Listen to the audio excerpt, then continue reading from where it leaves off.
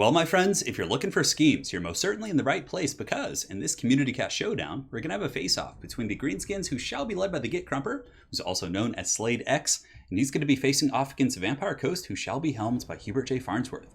So as far as this tricksy build goes, it looks like the Greenskins are going to be going for a mass stealth build. So Skarsnik, the Warlord of 8 Peaks, has a unique ability called Tricksy Trap. So Tricksy Traps gives a speed bonus of 24%, so pretty nice for closing the distance. Obviously the Greenskins want to get in there, they want to crump, they want to scrap. That's their game, so getting that speed is quite nice, but more importantly, it gives your entire army in the radius of the effect, of course, 20 or stock and unspottable. So they're not going to be vulnerable to missile attacks, your opponent can't really read your army composition, it has a multitude of benefits.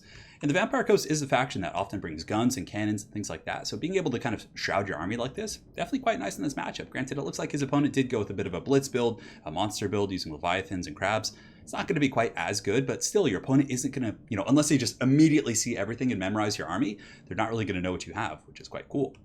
So as far as the composition goes, it's going to be a combination of Savage Orc Biggins in the front line, which are actually going to be super good here. They have a bonus first large, so yeah, their AP is a little bit low, so the Leviathan will still be a hard target, but against Mourngulls, they will cut Mourngulls to pieces. 45 weapon strength, heavy damage, anti-large, charge bonus of 37, plus also mulch through the zombies pretty effectively. I love this pick here from Slade X. Aside from that, in the front line, he does have a couple Squig Herds for AP against Depth Guard. He also has some Trolls, which, if they're able to kind of stay and fight, will most certainly be able to take Leviathan to Pound Town. So I think in total, he does have 3 of those guys. So really looking forward to seeing how this very unorthodox army goes. In the back line, he does have Archers, and Archers are most certainly kind of the bane of the Vampire Coast. They're very good, very good against the guns. They have good arcs of fire, and these guys do have 140 range. So handguns of the Vampire Coast do have 145, but nonetheless, the arc of fire is very nice, and against a lot of the big Vampire Coast monsters, Luther Harkin, Leviathan, Mourngulls, you name it, bloated corpses perhaps.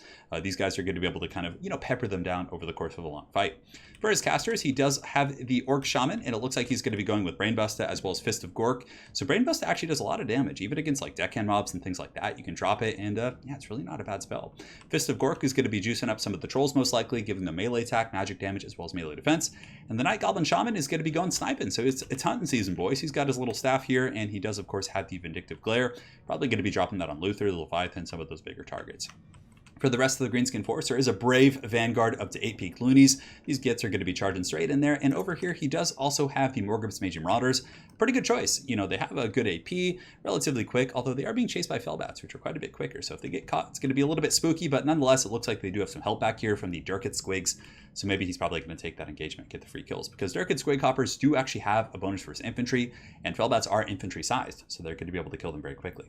So for the forces of the Vampire Coast and Hubert, he does have Luther Harkin with the speed of Lycos up in the skies, giving him stock and unspottable. Oh, that's interesting. I've never really seen that item used. He does also have some Fellbats over here, but aside from that, it's going to be, there's a couple ways to play Vampire Coast. There's a defensive gun line, or there's like a monster blitz. Now, the only thing that's a little bit different than the typical monster blitz is he doesn't have any depth guard mixed in, but he does have deckhand mobs, a couple Mourngulls, which are great against Greenskins. Bonus for his infantry AP, they can beat Black Orcs. They do pretty well against most Greenskin. However, they're not as good as they used to be because they don't cause terror. The terror was so good before. The Greenskins would just go running, but a little bit weaker, but nonetheless still a very good pick. He's got a couple bombers back here, so maybe there's a bit of a trend going on now. King of the Dead has started a revolution, it would seem, and these guys are going to be dropping some thunder here, and they'll actually do good against these targets. I mean, everything here is lightly armored, so the bombers have some really good, choice targets. He's got a couple guns in the back. For his leadership, he does have Luther, and in the forest, it looks like he does have a Crabcaster. Vampire Fleet Captain of Vampires on a Crab. Drown Dead, Invocation of Nehek.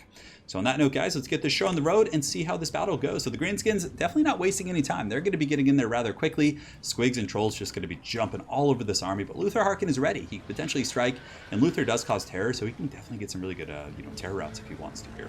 So Luther Harkin up in the skies. It looks like he was thinking about doing a breath attack, but in the front, we have the first fight. Brainbuster going down right there. Look at that damage. That is almost like half their HP, so beautiful spell.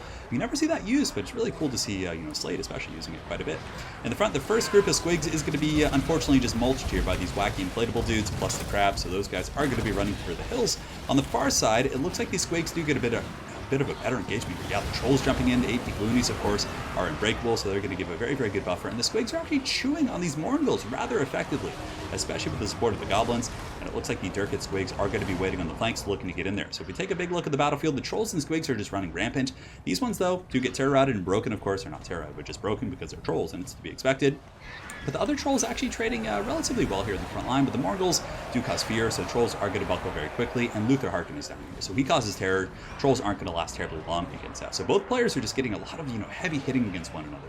Some of the Dirkit Squigs do get into the back to shut down the bombers, which is definitely nice. I mean, the entire Greenskin army is very lightly armored. There's no Black Orcs, there's no heavy meat, there's no Ragnarok spiders, so getting rid of these like high DPS units that are very good against low armor is going to be efficient. So the Squigs, I don't know if they're going to eat any of these zombies, we're not sure.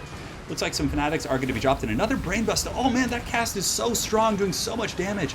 So the Zombie Pirate Deckhand mobs here just get crumped by that spell. A Vindictive Glare from the flanks is going to be coming down and slapping to these Morgels. It does kill a model, do some pretty good HP damage, but Hubert J. Farnsworth is going to respond with a very good summon back here. So these guns are going to be able to open up onto Trolls or the Goblins here. They have a lot of good targets, so very, very good summon right there. In the meantime, Luther Harkin is doing his thing. The Bounce Fire is actually a little bit in the favor of the Vampire Coast, but some of these Savage Orc Biggins are going to be chasing after Luther, and a lot of missiles are also shooting, but this crab is causing a lot of problems in the center. A lot of the Greenskin forces are getting perpetually terror-routed, and a nice volley of bombs coming in there from the Zombie Pirate Gunnery mobs. I think that these Savage Orcs should probably turn around and go kill those guys.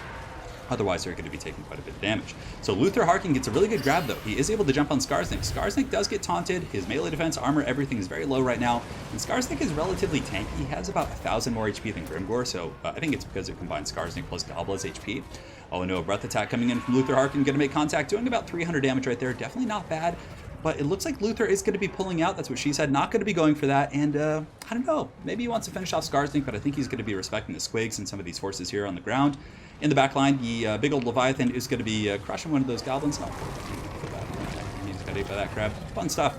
So Rotting Leviathan is going to be slapping all over these Orc Arrow boys, but, it's not a big pocket. He's not going to be, like, mass terror routing anything. And some of the Savage... Oh, he got another one. You see that? Crazy stuff. So Skarsnik's most certainly in trouble. Skarsnik does have pretty good melee defense at 55. So, I mean, although if he is running, Luther is going to be able to shoot him and attack him in the back, so it's not going to be super helpful. But the Morgrum's Mage Marauders are going to be lending their bows to the aid of Skarsnik, the Warlord of 8 Peaks here, but Luther Harkin is probably going to be able to get him. But in the meantime, the Greenskins are doing pretty well elsewhere on the battlefield. The buffer for the Vampire Ghost, the Zombie Pirate Deckhand mobs are getting kind of crumped down by some of the Goblins, and the Dirkit Squigs and the Savage Orc Biggins, oh, this is going to be such a good fight for the Savage Orc Biggins. These guys are going to be able to just cut these Morgels to pieces. They're pretty much like a hard counter. Anti-large, high DPS is going to be great in this situation. So the Morgels here, definitely going to be taking some work. You can see these ones are at 6 leadership. They're definitely in critical binding. The other ones are in better shape because of the Invocation of the Heck, but they're going to be going down rather quickly. Plus, they're also poisoned here from the Dirkit Squigs. And yeah, you can see more Squigs are going to be piling in. So the Vampire Coast is ahead of the Bounce of Power now, but losing 2 groups of Morgels, like fighting Morgels, you have 8 here and 5 here, that is going to, heavily influence the Bounce of Power. In the meantime, over here, we do have a pocket of Vampire Coast. We have the Zombie Pirate Deckhand mobs fighting with the Vampire Fleet Captain. The Fleet Captain is going to be going after the Goblin, and it looks like the other Trolls are breaking off Luther Harkin. In the meantime, oh man, Skarsnik was able to get away. The schemes all day. He uses tricksy traps to slip away, so I don't know if Luther can see him right now. Luther actually looks like he got caught up by the Morgrum's Mage Marauders, and it looks like Skarsnik was able to scheme his way out of that and escape. Wow, what a play there by Skarsnik. In the meantime, the Trolls are going to be coming back into Pound Town, this Vampire Fleet Captain, and if they don't break, if they actually fight, they're back up to 20 right now, so they're going to be in better shape. They're definitely going to be able to kill this guy. Trolls hit incredibly hard against armor. They do not give a shit about that crab shell. They're coming in, they're hungry, and they want some crab legs. So they're going to be kind of beating down that dead crab. I guess they're rotting future crab legs, but nonetheless, it still counts. Vampire Fleet Captain is going to be dropping some summons, and that could potentially save her from some of the Trolls. But yeah, 2 groups of Trolls coming in. Savage Orc Biggins and company were able to finish off those Morgels, and like I said, that heavily influenced the Bounce of Power.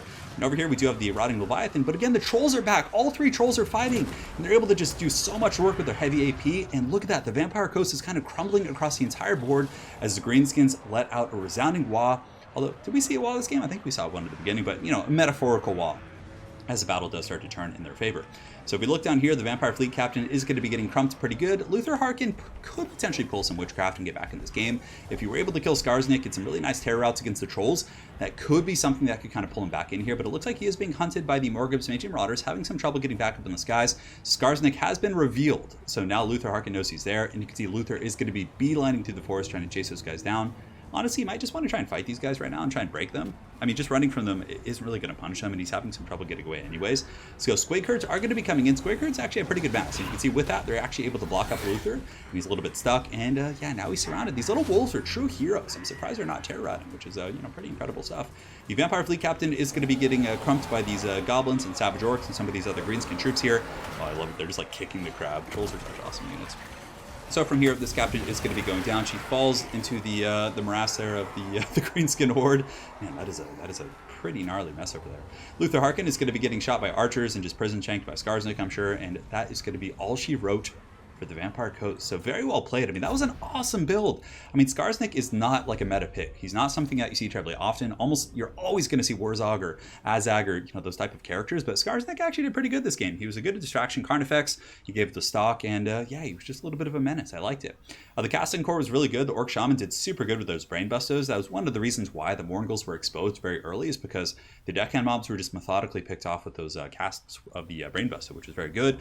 And the Goblin Shaman, I didn't see him too much in action, but he did get 35 kills, so props to him. But I love this army. It's very, very well thought out.